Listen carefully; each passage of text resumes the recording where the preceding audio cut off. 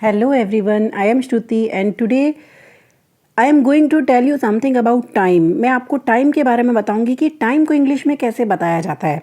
Okay, we normally talk like this that 7:30, 8:30, 8:45 like this. हम ऐसा बोलते हैं इंग्लिश में टाइम बताते हैं, लेकिन there are some rules related to this. इससे रिलेटेड कुछ रूल्स होते हैं. मीन्स हम पास्ट और टू का यूज़ भी करते हैं. पास्ट और टू का यूज़ कैसे किया जाता है, कहाँ किया जाता है, कैसे टाइम बताया जाता है इंग्लिश में.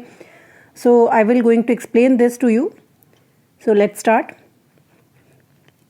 Time, past and to. देखिए, इसको सीखने के लिए ना first of all we have to learn something. हमें कुछ चीज़ें दिमाग में रखनी होगी. पास्ट, टू, कुछ वर्ड्स को, हाफ एंड क्वार्टर. ठीक है, 4 तो ये वर्ड्स हमें ध्यान में रख ले होंगे. देन हमें ये ध्यान में रखना होगा there is one rule for this. That is, ये रूल ये है कि मिनट प्लस पास्ट या टू प्लस आर. इसका मतलब whenever you are going to explain time in English, जब भी आप इंग्लिश में किसी को टाइम बताने जा रहे हो, आपको सबसे पहले बताना होगा मिनट. हिंदी में तो हम बता देते हैं 7:30, 7:20. ठीक है, पहले हम क्या बोलते हैं, आवर बोलते हैं इंग्लिश के. हिंदी के अंदर तो हम पहले घंटे का बताते हैं, उसके बाद मिनट बताते हैं, लेकिन इंग्लिश में हम पहले मिनट बताएंगे, उसके बाद हम पास्ट या टू का यूज़ करेंगे, उसके बाद आर आएगा, लास्ट में आर आएगा. ठीक है, तो पास्ट और टू का यूज़ क्या होता है वो मैं आपको समझाती हूँ. इस बात को दिमाग में रखना कि सबसे पहले मिनट का यूज़ होता है. ठीक है, अब देखिए, जैसे टाइम हुआ है 8:10. पास्ट का मतलब होता है जो हो चुका. ठीक है, जो समय हो चुका, इतने बजकर इतने बज चुके, दैट इज़ ओके. जो टाइम हो चुका उसके लिए यूज़ होता है पास्ट. 8:10 तो देखिए पहले मिनट आएगा 10 पहले आ जाएगा, पास्ट 8, उसके बाद आर आ जाएगा. ठीक है, ये हो चुका, 8:10 हो चुकी. उसके बाद जैसे ही 7:20 पहले 20 मिनट वाला आ जाएगा, पास्ट, क्योंकि बज चुके 20 पास्ट 7 का मतलब 7:20. ऐसे ही 4:38 में मिनट पहले आ जाएगा 38, देन पास्ट 4. इट मीन्स 4:30 हो चुके. तो ये तो होता है पास्ट. टू का मतलब होता है बाकी. अभी मतलब होना क्या है, बाकी है, होना अभी बाकी है, ये होता है टू. इसका मतलब क्या है, जैसे 7:50 हुए हैं, 7:50 का मतलब क्या होता है कि 8 बजने में 10 मिनट बाकी है. ठीक है, अभी लेफ्ट है, 8 मिनट अभी कम रह रहे हैं.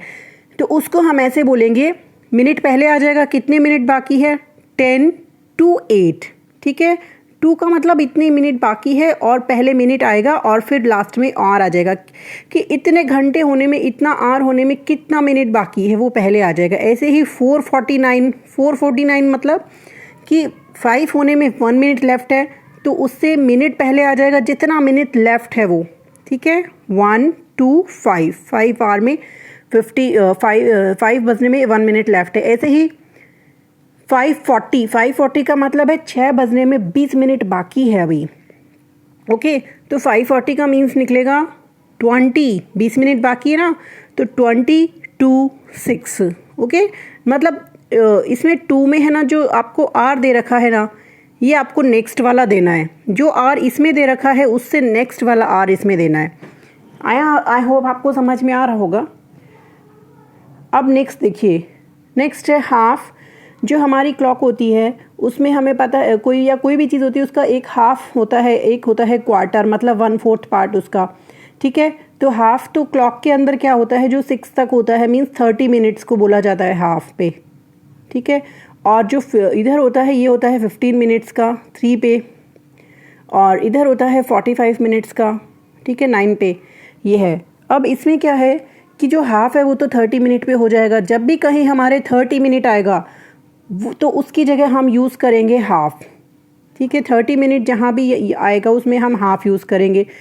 क्वार्टर कहाँ आता है, क्वार्टर देखिए, क्वार्टर 45 मिनट्स के लिए भी आता है और 15 मिनट्स के लिए भी आता है. ठीक है, तो वो अब हमें देखना है. 45 मिनट्स के लिए आएगा ना जब, तो क्या आएगा, 2 आएगा, क्योंकि 5 बजने में, उसको हम बोलते हैं पौने जिसको बोला जाता है, तो उसको बोला जाएगा क्वार्टर 2. ठीक है, 4:45 बजे, क्वार्टर 2 5. तो वही सेम रूल है, बस क्वार्टर यूज़ करना है. क्वार्टर का मतलब होता है 15 मिनट की ड्यूरेशन. 15 मिनट्स किस में लेफ्ट हैं, जो नेक्स्ट आर है उसमें 15 मिनट्स की ड्यूरेशन है. ऐसे ही 5:15 बजे को बोला जाएगा क्वार्टर पास्ट 5, मतलब 5:15 हो चुके हैं. तो वही सेम रूल है, बस क्वार्टर को नाम देना है और 15 मिनट्स को क्वार्टर का नाम देना है। पास्ट और टू का सेम रूल है और 30 को हमें हाफ का नाम देना है। ठीक है, ये आई होप आपको क्लियर हो गए होंगे। नेक्स्ट है AM PM और ओ क्लॉक। देखिए AM PM का हम हमेशा से यूज़ करते भी आते हैं, सुनते भी आते हैं। AM की फुल फॉर्म होती है एंटी मेरिडियन और PM की होती है पोस्ट मेरिडियन। मेरिडियन का मतलब होता है मिड डे का टाइम, एंटी का मतलब होता है बिफोर, मतलब मेरिडियन का मतलब होता है नून टाइम। ठीक है, तो एंटी मेरिडियन का मतलब होता है बिफोर नून टाइम, नून टाइम से पहले। AM कब से होता है? AM होता है 12 मिड नाइट से स्टार्ट होकर, या नाइट लिख लो आप लोग, 12 नाइट से होकर और नून के नाइट तक, सॉरी नून के 12 बजे तक क्या होता है? AM होता है, दोपहर तक AM रहता है। 12 तक नहीं, हम बोल सकते 11:59 तक ही मान लीजिए, ये 11:59 तक रहता है।